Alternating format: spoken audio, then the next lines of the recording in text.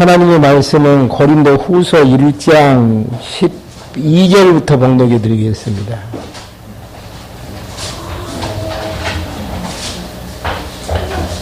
고린도 후서 1장 12절입니다. 우리의 자랑은 이것이다. 곧 우리 양심의 증언이니 우리가 세상에서 특별히 너희에게 대하여 하나님의 순수하심과 진실하심으로 행하고 육체적인 지혜가 아니라 하나님의 은혜로 행하였다는 것이다. 너희가 잊고 알 수 있는 것들 외에는 우리가 다른 것을 쓰지 않는다.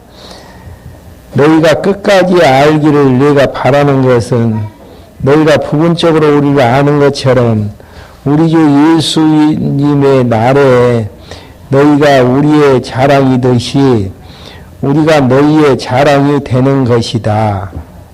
14절까지만 봉독해 드렸습니다. 우리가 배우고 있는 고린도 전후서의 내용은요, 구약에서 그리스도 보내주시겠다라는 약속을 신약에서 예수님 자신이 성취를 하고 사도행전부터 요한계시록까지는 성령 하나님께서 성취를 하시는데요. 어떠한 방법으로 성취를 하시는가? 예수 그리스도의 시로 말미암아서 복음이 증거가 되어짐으로 많은 백성들이 하나님의 백성들이 되어지면서 백성들이 이제 번성하게 되어지죠. 그리고 교회가 이제 설립이 되어지는데 설립되어지는 교회를 하나님께서 설립이 끝나졌으면 이제 양육을 하셔야 되는데 양육하시는 방법 자체가 누마스에서는 칭의의 복음을 통해서 하시고 고린도전후서에서는 화평의 복음, 건덕의 복음으로 하시는데 누마스에서 양육하시는 방법은 너와 나의 관계가 아니라 하나님과 우리 사이의 관계를 통해서 어떻게 하나님의 백성이 되어졌는가에 대한 내용으로 이제 말씀을 하십니다. 그래서 하나님께서 모두가 다 죄인인 하나님의 백성들을 예수 그리스도를 통해서 대신 죽게 하심으로 우리를 이제 구원해 주셨으므로 의롭다고 칭함을 받게 하시는 내용이 이제 로마서의 부분입니다. 그러니까 하나님과 우리 사이의 관계 설정을 말씀하시는 부분들이죠.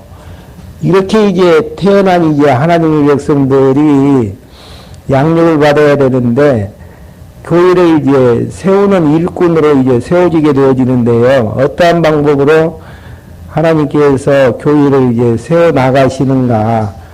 주옥의 안에 이제 나아진 것처럼 고린도전서 1장부터 8장까지는 교회를 세우기 위한 단합으로, 고린도전서 9장부터 16장까지는 건덕을 위한 일치로, 그 다음에 이제 고린도후서 1장 방금 봉독했던 내용은요, 건덕을 위한 화해. 왜 우리가 화해해야 되는가? 왜 화해해야지요? 교회를 세우기 위해서. 누구하고 화해해야 됩니까? 하나님의 백성된 하나님의 교회로 이제 사용되어지는 구성원들과 화해해야만이 교회가 세워지는 것이고, 교회가 세워졌을 때에 멀리시 예수 그리스도 중심으로 이제 교회를 그리스도가 세워 나가시기 때문에 구약에 약속된 그리스도가 예수님 되심을 증거해 나가는 부분들이고요. 그러니까 우리 자신들이 화해해서 세우는 것이 아니고 교회의 머리 되신 예수 그리스도가 교회를 이제 화해케 해서 세워 나가는데요. 지난번에 이제 고린도전서 1장 8절 9절 내용에서 경고케 세우시는 분이 누구시다라고 이야기를 했습니까? 예수 그리스도. 한번 확인 한번 하고 넘어가지죠. 고린도전서 1장 8절 9절 세우시는 주체가 누구인가 한번 봐보시죠. 주께서 너희를 우리 주 예수 그리스도의 날에 책망받을 것이 없도록 끝까지 경고하고 하실 것이다. 너희를 불러 그분의 아들 예수 그리스도 우리 주님과 더불어 교제하게 하시는 하나님은 신실하시다. 예. 주님께서 경고케 흔들림이 없도록 경고케 세우시는데 그리스도와 교제를 통해서, 근데 그리스도와 교제를 통해서라는 의미 자체는 1차적인 교제는 누구하고 가능하죠? 너희 되신 예수 그리스도와 1차적인 교제가 되어지는 그 결과, 두 번째 이제 그 부수적인 결과적으로 나아지는 교제 자체는 너와 나의 교제. 그러니까 여기에서 화해가 되어진다라는 이야기는 전제는 무엇입니까? 교회가 고린도 전서에서 이야기했듯이 연합이 되어지고 일치가 되어져야 되는데, 연합이 되어지고 일치가 되어지기 위해서는 먼저 본질적인 연합과 그 일치가 되어져야 되는데요. 본질적인 연합과 일치라는 이야기는 머리 대신 예수 그리스도와 교통을 이루는 부분들이 전제되지 아니하고서는 너와 나의 교제 자체는 그냥 이익단체의 교제일 수밖에 없다라는 이야기입니다. 그걸 전제로 해가지고 교제해야 되는데, 교회를 세워야 되는데, 세 번째 내용이 화해. 교회를 세우기 위해서 이제 화해해야 되는데, 구약에 화해라는 부분이 어디가 나와져 있죠? 솔로몬 성전을 하나님께서 짓게 하실 때에 누구와 화해케 만들죠? 솔로몬 왕이 두로 왕하고 화해케 해서 솔로몬 성전을 지을 수 있는 재료들과 역군들을 다 예루살렘으로 불러 모으게 되어지는 이런 부분들입니다. 그러니까 교회가 세워지기 위해서는 반드시 화해가 이루어져야 되는데, 구약의 근거로 해서 솔로몬 성전이 지어질 때에도 두로 왕과 화해를 통해서 성전이 세워지고 건축이 되어졌다라는 이야기입니다. 그러면 화해하는 어떠한 방법으로 이제 화해를 해야 되는가? 1장부터 2장까지 내용이 화해를 촉구하는 격려를 하게 되어지는데요. 먼저 지난 시간에 1장부터 1절부터 11절까지는 견고한 소망으로 격려하는 부분들입니다. 그러니까 이제 화해를 해야 되는 이유는 지금 고린도 교인들하고 사도 바울하고 좀 무엇인가가 틀어졌어요. 틀어지는 이유는 고린도 전서를 기록하게 될 때 강한 메시지를 했던 것들이 문제가 되어졌고요. 또 한 가지의 내용 자체는 고린도 교회를 방문한다고 했다가 계획을 수정해버렸단 말입니다. 약속을 지키지 않았어요. 그러다 보니까 중간에서 이제 이간을 시키는 자들이, 사도 바울은 거짓말장이, 그 다음에 뭐 사랑의 인지용리 이제 그런 이야기를 하게 되어지는 것이고, 그러다 보니까 이제 사도가 가지고 있는 사도성까지 이제 문제 제기를 하게 되어지는 이런 상태에서, 흩어진 상태에서는 모아져야 되잖아요. 교회가 세워지기 위해서는 모아져야 되고 일치가 되어져야 되는데, 그러기 위해서는 이제 화해가 필요한 부분들인데, 먼저 이제 화해하기 위해서 접근하는 방식 자체가 직접적인 문제를 타치하기보다는 근본적인 문제를 정리하는 부분들이죠. 근본적인 문제라는 이야기는 환난과 핍박 속에서 어려움을 당하고 있는 고린도 교인들에게 어려움도 당하지만은 어려움을 당하는 만큼 뭐가 있다라고 지난 시간에 이야기를 했죠. 하나님의 위로가 있다라는 이야기. 그러면서 왜 하나님께서 어려움을 주시는가에 대한 답변도 하게 되어지죠. 1장 9절 한번 봐보실까요? 이제 본문 내용으로 들어갔습니다. 1장 9절에 보면 우리가 속으로 사형 선고를 받았다고 느꼈으니 이는 우리가 자신을 의지하지 않고 오직 죽은 자를 살리시는 누구만 의지하게 하려는 것이라는 것입니까? 하나님만 의지하게 하려는 것이라는 것. 그러니까 공고한 날이 오거든 어떻게 하라고 성경은 이야기를 합니까? 기도하라는 것. 기도한다는 그 자체가 하나님을 의지하는 행위이죠. 그 다음에 형통한 날이 되어졌을 때는 여호와 하나님을 찬송하면서 나아가는 예배의 2대 요소가 기본이 이제 하나님의 말씀이고요. 기도와 찬송이 이제 들어가지는 신앙생활에 있어서 중요한 부분들인데, 하나님께서 우리에게 어려움을 주시는 이유는 하나님만을 의지케 하기 위해서. 그러면 역으로 하나님을 의지하지 않고 살아나갔을 때 하나님께서 하나님을 의지하게 하시는 교육 방법이 고난이고 환난이고 핍박이라는 사실들을 다시 한번 확인할 수 있는 대목들이죠. 그러면 그 환난을 주셨을 때에 우리는 이길 수 있습니까? 없습니까?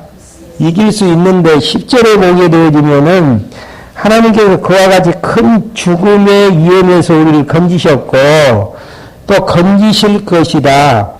또한 이후에도 건져주시기를 우리는 소망한다. 그러니까 하나님께서 우리를 구원에서 이탈되지 않도록 붙들어 주시고 이기게 하시는데 마지막에서는 우리를 영원히 이길 수 있는 소망을 허락해 주시는. 이게 뭐하고 똑같냐면은요, 이스라엘 백성들 애굽에서 출애굽게 하신 다음 가나안 땅까지 갈 수 있는 거리가 일주일밖에 되어지질 않습니다.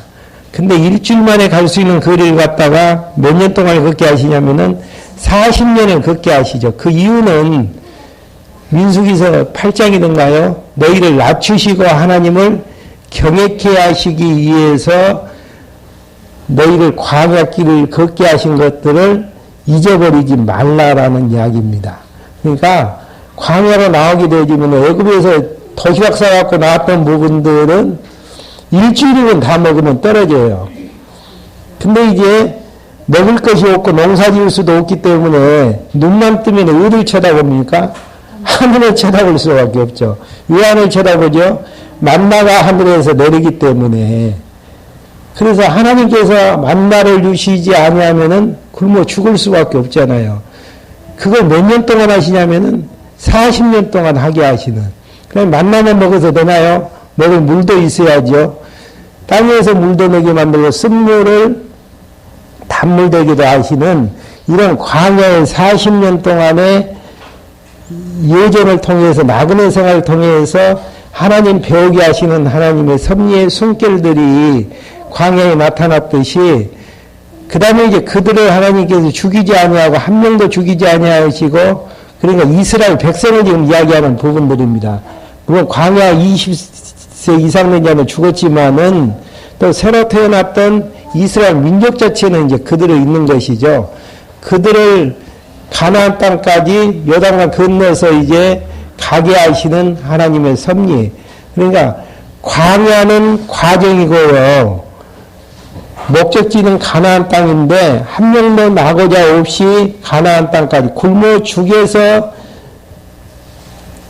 가나안 땅까지 가지 못하는 백성들이 없게 하시는 하나님의 섭리의 소망을 통해서 다시 이제 건져주시기를 우리는 소망한다라는 거. 그러면서 이제 방금 봉독해 드렸던 1장 12절부터 내용, 12절부터 24절까지 내용은요, 직접적인 문제를 해결해 주시는데, 오해를 풀어주며 격려해 주는 내용입니다. 여기서 말하는 오해라는 것은 사도 바울이 고린도 교회를 들리는 걸로 약속을 했었는데, 들리지 않고 마게도냐로 가버렸어요. 거기에 대해서 오해를 풀어주는 내용들을 이야기를 하는데요. 먼저 이게 개연한 이야기를 하자면은 그 일을 누가 섭리하셔서 약속이 여기겠다라는 이야기입니까? 하나님께서 그렇게 하셨다라는 근본적인 이유를 이야기한 다음 두 번째는 부수적으로 직접적으로 고린도 교인들에게 관련이 되어지는 내가 너희를 사랑하기 때문에 믿음을 주장하지 않게 하기 위해서 문제들이 다 해결된 다음에 내가 가려고 기쁨으로 너희를 맞이하려고 하기 위해서 이제 그렇게 했다라는 이야기입니다. 한번 확인 한번 해보시죠. 그러는가 안 그러는가. 12절부터 14절까지 자기의 순전함을 변하면 끝날에 서로의 관계를 알려주는 내용이 나아지고 있습니다. 12절 한번 봐보시죠. 우리의 자랑은 이것이다. 곧 우리 양심의 증언이니 우리가 세상에서 특별히 너희에게 대하여 하나님의 순수하심과 진실하심으로 행하였고 육체적인 지혜가 아니라 하나님의 은혜로 행했다는 것이다. 이야기는 무슨 이야기냐면요, 너희들 교회를 들렸다가 가려고 했었는데 그게 이제 갑자기 바꿔져서 못 갔는데, 이런 일을 결정하는 마음의 상태에 대해서 이야기를 하는데, 하나님의 순수하심과 진실하심이 사도 바울 마음속에 있었고요. 또 육체적인 지혜에 의해서 왔다 갔다 하는 상태에서 그 약속을 어긴 것이 아니라 하나님의 은혜로 모든 일들을 행했다라는 이야기들이죠. 그러면서 너희가 잊고 알 수 있는 것들 외에 우리가 다른 것을 쓰지 않는다. 그 이야기는 무슨 이야기냐면 고린도 전서 외에는 너희들은 쓰지 않았다라는 이야기죠. 너희가 끝까지 알기를 우리가 바라는 것은 너희가 부분적으로 우리를 아는 것처럼 우리 주 예수의 날에 너희가 우리의 자랑이듯이 우리가 너희의 자랑이 되는 것이다. 여기서 조금 그 번역 자체가 매끄럽지가 못합니다. 12절, 13절 하반절에 보게 되지만 너희가 끝까지 알기를 내가 바라는 것은 너희가 부분적으로 우리를 아는 것처럼, 그러니까 너희가 부분적으로 알고 있지만은 끝까지 이제 너희가 알아야 될 것은 14절 하반절에 나오면 우리 주 예수님의 날에 너희가 우리의 자랑이듯이 우리가 너희의 자랑이 되는 것이다. 그러니까 마지막 날 되어지면은 서로가 서로의 알을 알 수 있다라는, 지금은 오해도 많다라는 이야기예요. 덜 살아봤기 때문에.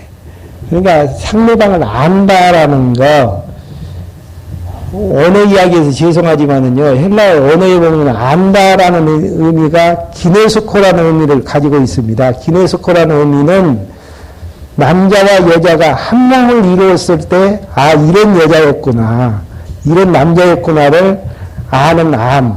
그러니까 그러잖아요. 부부간의 관계에 있어서도 너는 그 남편하고 결혼해서 좋겠다. 그러면은 살아본 아내 입장에서는 너도 한번 살아봐. 어떤 여자인지, 어떤 남자인지를, 그것은 잘 알지, 겉모습 갖고는 알지 못한다라는 이야기죠.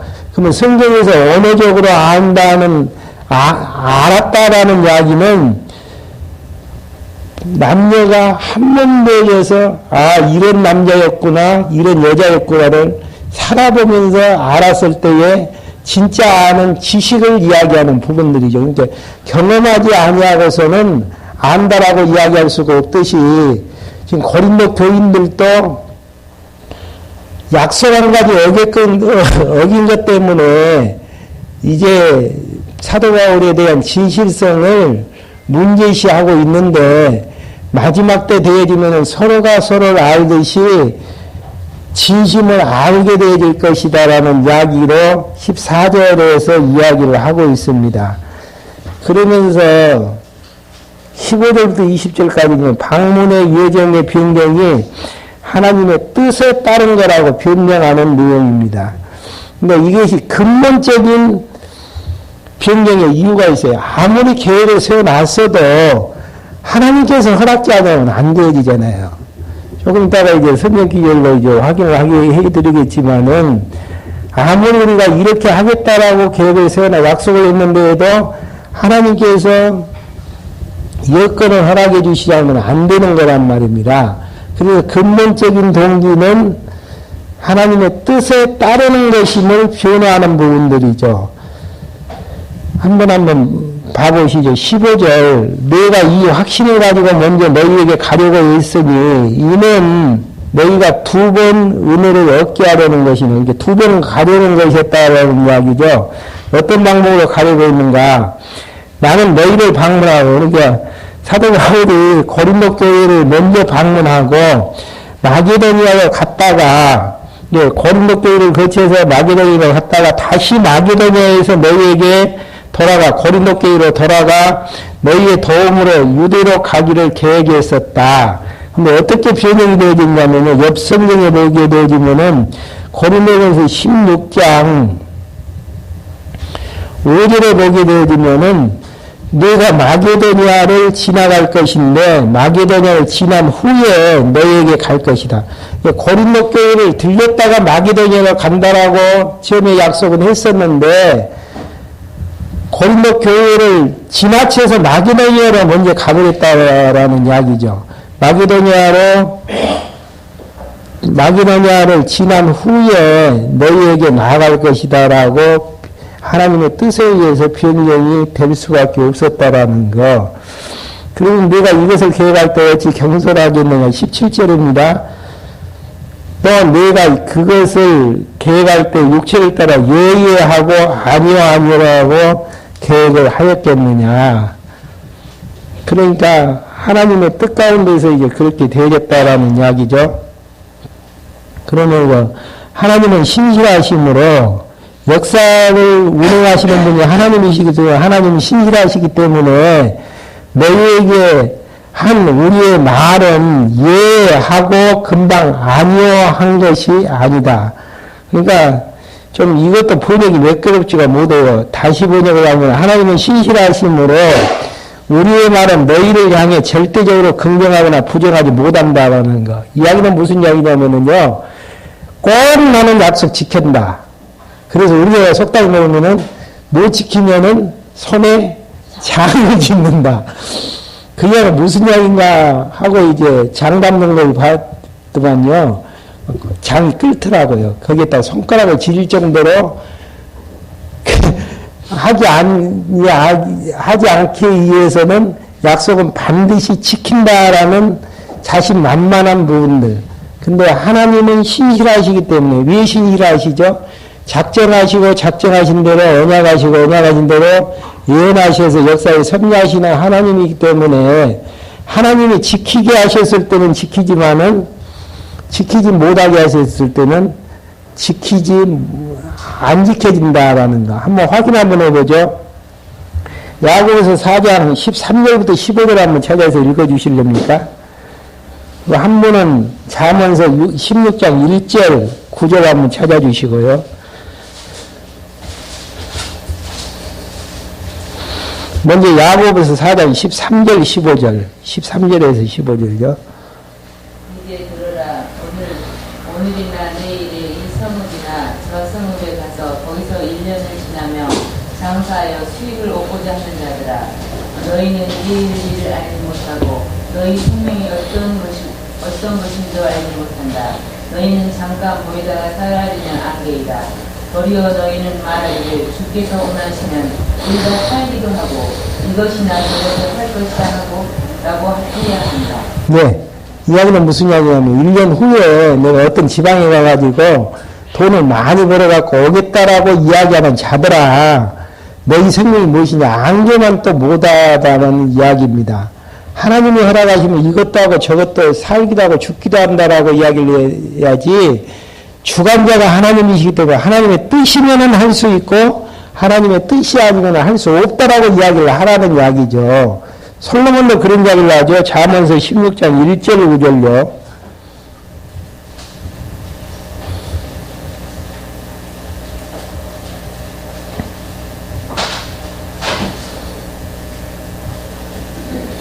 읽어주세요. 잠언서 16장 먼저 1절요. 마음의 계획은 사람에게 있어도 말의 응답은 여호와께로부터 나온다. 예. 계획은 누구에게 있다라는 이야기예요. 인간이 할 수 있지만은 응답은 하나님께로 나오는 것이고, 9절요. 16장 9절. 사람이 마음으로 자기 길을 계획하나 그에게 걸음을 인도하시는 여호와시다. 예. 우리 마음대로 걸어다니지만은 그 걸음걸음을 인도하시는 분 누구시다는 이야기입니까? 하나님이시라는 거.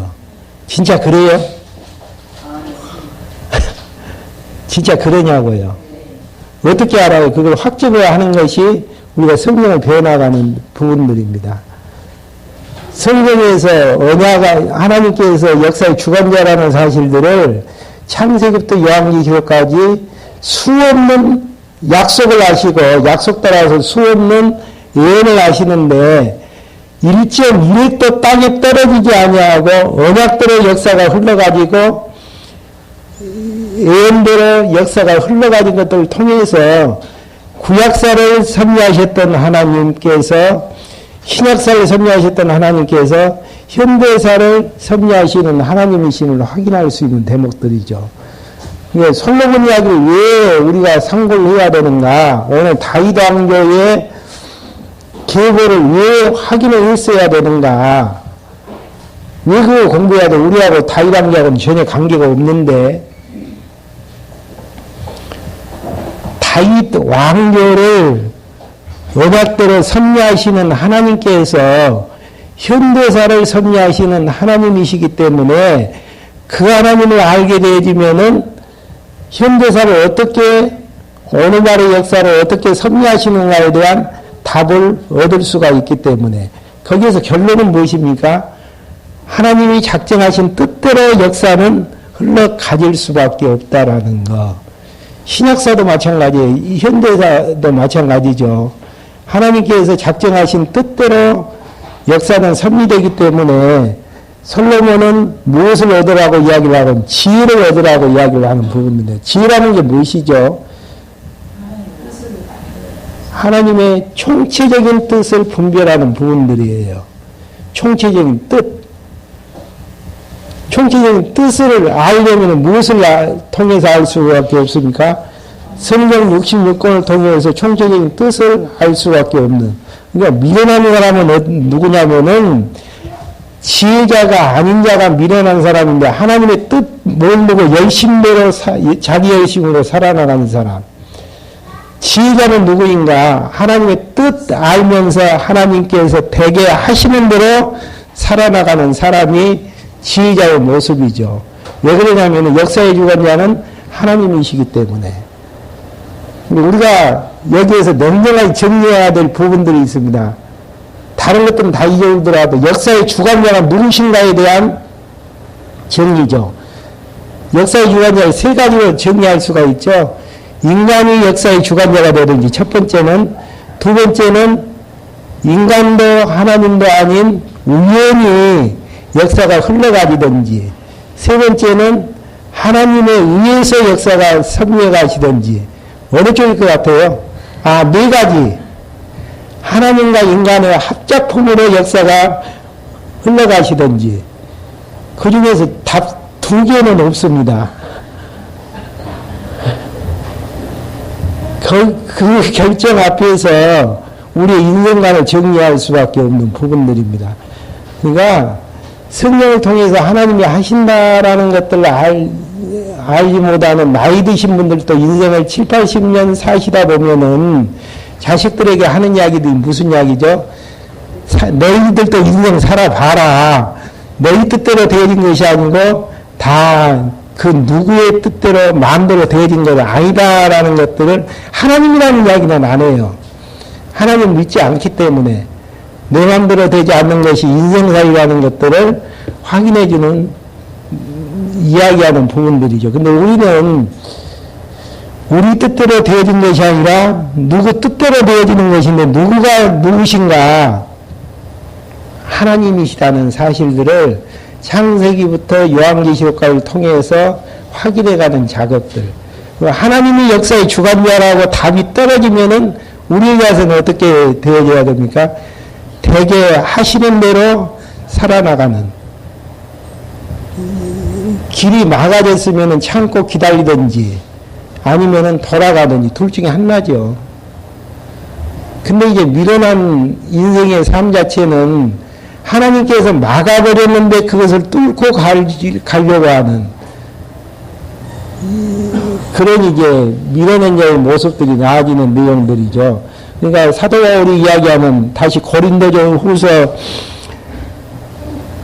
1장 18절로 돌아와서 하나님은 신실하심으로 너희에게 하는 우리의 말은 예 아니고 금방 아니한 것이 아니다.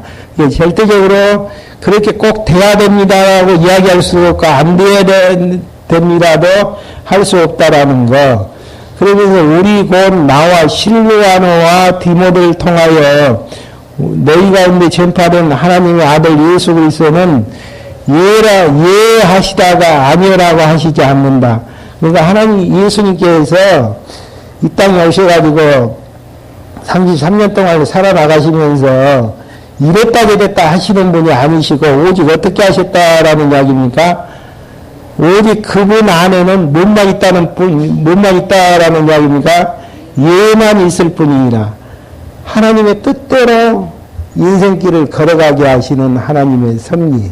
그리고 예수님께서 겟세마네 동산에서 십자가를 지시기 전에 기도하시죠. 너무 고통스러웠기 때문에 할만하시거든 이 잔을 내게서 옮기소서. 그러나 내 뜻대로 마옵시고 아버지의 뜻대로 해달라고 하는 이런 이제 하나님의 섭리에 예수님이 기도해서 예수님은 하나님의 뜻에 다 예수만 표시해서요. 지금 그 이야기를 하는 내용들이에요. 왜 예수만 표시했는가? 자기가 반대를 해도 역사는 하나님의 뜻대로 움직여 줄 수 있기 때문에 여러분들 결정도 알아가지고 하실 필요가 있는 대목들입니다. 하나님이 이끌고 가시는 역사의 톱니바퀴 속에서 반항한다 그래가지고 부정적으로 아니다라고 한다 그래서 그 길로 안 가지는 것이 아니다라는 이야기입니다. 이스라엘 백성들이 아무리 노력하고 지혜를 써도 광야 40년 동안은 머물러 있어야 돼요. 그게 하나님의 뜻이라는 이야기입니다. 유다 백성들이 바벨론 몇 년 동안 포로에 있어야 됩니까? 70년. 기도하면 조금 감해지죠? 이스라엘 백성들이 60년으로 감축해달라고 몸부림치게 되어지는 모습을 보면은 어떻게 여러분들은 유다 백성들로 생각하겠습니까? 어리석은 하나님의 백성들. 우리도 똑같아요. 우리의 욕심 따라서 악착같이 내 욕심대로 살려고 하는 거. 결론은 누가 지어주시는데요? 하나님께서 지어주시기 때문에. 사도 바울이 고린도 교회를 방문하려고 했다가 연기했던 이후에 채찍봉 긋는 거는 하나님은 신실하시기 때문에, 하나님이 정해놓으신 일이기 때문에 두 번 가려고 했지만 한 번밖에 못 가게 했는데 어쩔 수 없는 부분들이죠. 그러면서 20절 내용에서 하나님의 약속은 얼마든지 그분 안에서 예가 되어진다. 아니어가 될 수가 없다라는 이야기예요. 그러므로 그분으로 말미암아 우리는 할 수 있는 게 뭡니까? 아멘으로 하나님께 영광을 돌린다.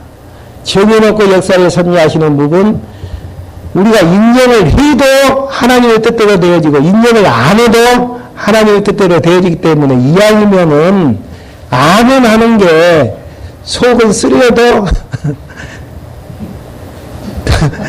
하나님의 뜻에 부응하는 신앙인의 아름다운 모습이죠. 이런 모습들이 아브라함에게서 나와지잖아요. 아브라함이 자기 조카 롯하고 땅을 나눌 때에 어떻게 나누죠? 하나님께서 나에게 가나안 땅 줬기 때문에 너는 다른 지역을 차지해라고 이야기하지 않고 내가 먼저 선택을 하라는 거예요. 내가 자하면 우하고 우하면 자한다라고 이야기를 했었는데 조카 롯이 어디를 선택을 먼저 합니까? 소돔과 고모라 지역을 먼저 선택을 하기 때문에 그 다음에 두 번째 선택을 했지만 따라하지는 것은 가나안 땅, 가나안을 차지하게 되어지는 부분들이죠. 그러니까 두 번째 선택을 하건 10번째 선택을 하건 아브라함에게는 가나안 땅이 선택하게끔 되어 있는 부분들입니다. 그 이유는 하나님께서 약속한 땅이기 때문에. 그래서 이제 십계명에 보면 도덕질하지 말라라는 거. 왜 우리가 도덕질 않습니까? 감옥 가니까요. 세상 사람들은 감옥 가니까 자기 이신 채통이 꺾어지니까 도덕질 하지 않지만은 우리는 하나님이 여호와이심을 알기 때문에, 여호와이심을 아는 것이 왜 도덕질까지 안 해지는가? 내가 아무리 욕심을 위해서 내 것 만들어 봤자 하나님이 나에게 주시지 않으면 내 것 될 수가 없고요. 역시 만물었다 그래서 하나님이 내 것으로 정해놓은 것이라면은 반드시 내 것 되어지기 때문에 하나님의 뜻을 맡기는 상태에서 주면 받고 안 주면은 안 받는 것이고, 하나님이 여호와이심에 대한 신앙만 있으면은 분명히 있을 수는 없는 부분들이죠. 하나님을 여호와로 하는 신앙이 얼마나 이 땅을 편안하게 살아가는 것인지, 오래 살려고 노력하지도 않고 그러는 부분들은 하나님이 정해놓은 삶밖에 살 수가 없기 때문이라는 이야기죠.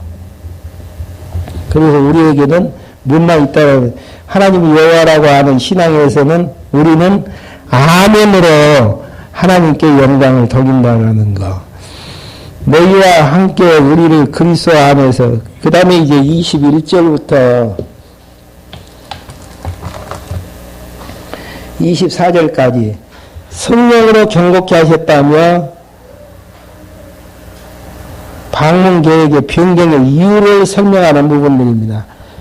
누구를 성령으로 경고케 했다라는 이야기입니까?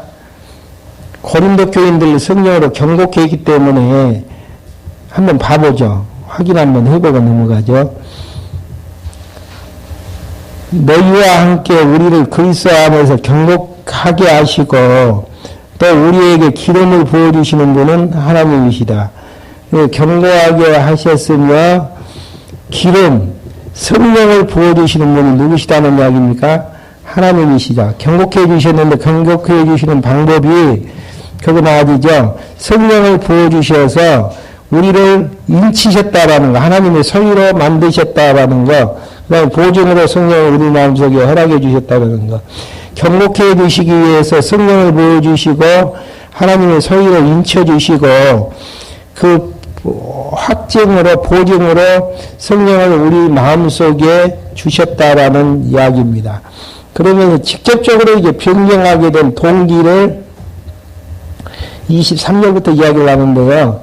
내가 나의 목숨을 걸고 하나님을 불러 증인으로 모시는데 내가 더 이상 고린도에 가지 않는 것은 왜 그렇다라는 이야기입니까? 너희를 아끼기 때문이다. 어떤 것이 아끼는 것은 24절 나와지죠. 우리는 너희의 믿음을 지배하려는 것이 아니라 다만 너희의 기쁨을 돕는 자가 되려고 하니 너희가 믿음에 서 있기 때문이다. 그러니까 사도 바울이 가가지고 교회 문제, 고린도전서에서 고린도 교회의 문제가 무엇이었습니까? 분당, 재판하는 거, 음행하는 거, 이런 부분들을 눈에 보게 되어지면은 사도 바울이 자신이 정리할 수밖에 없는 버릇이잖아요. 그래서 그런 문제들을 하나님께서 너희들이 믿음을 통해서 해결해 준 다음에 그냥 단지 방문해서는 기쁨으로 너희들 얼굴을 대하게 하시려는, 문제가 있었을 때 가는 것보다는 문제가 다 해결된 다음 어떻게 한다는 이야기입니까? 기쁨으로 너희도 만나기를 원하는데 이게 이제 고린도 교회를 방문하지 않는 변경하게 되어지는 이유를 설명하는 이야기라는, 그 이유는 믿음을 지배하지 않게 해야 되는 것이라는 거. 홀로 서기를 한 다음에 그 다음에 기쁨으로 교제하게끔 하기 위한 부분들이라는 거. 이런 걸 보면은 얼마나 사도 바울이 치밀한가를 알 수 있잖아요. 우리는 하나님의 뜻이다라고 이야기를 하면 어떻게 이야기를 많이 하죠? 해서는 안 돼. 그 이야기를 많이 하잖아요. 근데 스스로 해서는 안 된다라는 문제를 해결할 때까지 참고 기다리는 사도 바울의 모습들.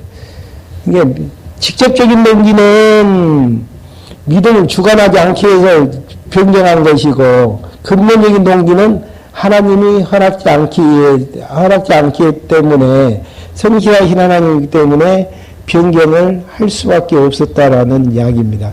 이런 것 보면은 우리의 이제 문제 해결에 대한 답하고 얼마나 차이가 있는가를 확인할 수 있잖아요. 우리는 이제 근본적인 문제만 해결하려고 많이 해요. 하나님이 하셔서 그렇게 하셨다라는 거. 근데 하나님이 왜 그렇게 하셨는가에 대한 답을 내리면서 뒤에 2장에 나아지는 하나님의 사랑에 근거해서 믿음을 주관치 않게 하시려는 하나님의 섭리의 숨결들이 이제 담겨져 있습니다. 이런 것들 보면은 참 사도 바울이 얼마나 고린도 교회를 사랑하는가. 근데 이제 고린도 교인들은 그걸 알지 못하는 데에서 약속했다가 왜 어겼느냐. 그러니까 어떻게 보면은 약속을 지켰으면 이런 문제가 없었을 수도 있었을 것 같아요. 근데 약속을 지키지 않는 것 때문에 이제 문제가 될 수밖에 없었는데 사도 바울의 깊이 있는 대치하는 문제들, 이게 하나님이 하시지 않는 것이 하나도 없습니다. 그러지만은 그 마음 속에서는 믿음을 주관하지 않으려고 하는 마음이 있어야 되고, 두 번째는 그런 믿음을 주관하지 않으려고 하는 그런 부분들이 하나님의 그 고린도 교회를 사랑하는 사랑에서 나아져야 된다라는 이야기입니다. 그 다음에 이제 화해해야 되는 세 번째 내용이 사랑으로 형제를 격려하는 부분이 2장 1절부터 17절까지 보면 나오고 있습니다. 조금 어중간하네요. 다음 시간에 2장부터 할까요? 네.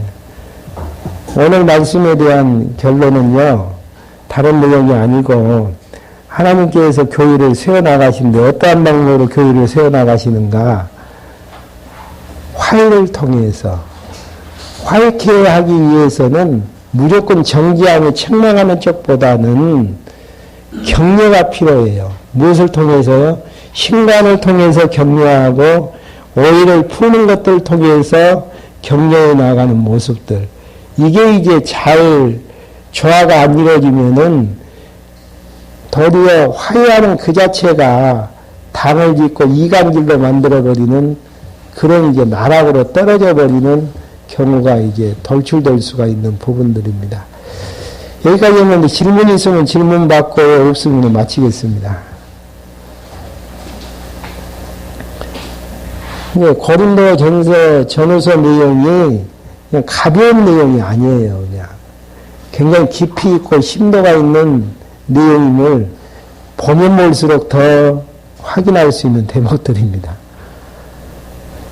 그러니까 너와 나의 관계에 있어서 그것보다 더 중요한 부분들은 화해 이전에 지금 교회를 세우기 위해서 고린도 전서가 있잖아요. 단합되어지고 일치되어져야 되는데 단합하고 일치에 대한 깊은 의미 자체는 먼저 머리 대신 예수 그리스도와 일치가 되어지지 않는 상태는 화해가 되어질 수가 없다라는 거. 네, 문제를 해결하려고 하는 오해를 풀려가는 자는 머리 대신 예수 그리스도와 일치가 되어지고 단합이 되어 있을 때만이 그 전제가 깔려져 있을 때만이 가능하다는 거. 너와 나의 오해를 풀기 위해서는 서로 하나님과 우리 사이의 관계 설정이 먼저 선행이 되어야 된다라는 이야기죠. 기도하고 말씀 마치겠습니다. 하나님 아버지, 저를 이 시간에 불러 모아주셔서 성령 하나님께서 교회를 세워나가시는데 어떠한 방법으로 구체적으로 교회를 세워나가시는지에 대한 해답을 얻을 수 있도록 인도해 주심을 감사하게 됩니다. 아직도 저희들에게는 지혜가 없어서 교회를 세우려고 하지만 세우지 못하는 무능한 저희들입니다. 그리스도 예수의 날까지 경고케 하신다라는 약속의 근거에 의해서 머리 대신 예수 그리스도께서 각자 우리를 키워주심으로 서로 그리스도 안에서 화해하고 연합이 되게 해주심으로 그리스도의 몸된 교회를 세워나가는 데 부족함이 없도록 저희들 인도해 주시옵소서. 예수 그리스도의 이름으로 기도했습니다. 아멘.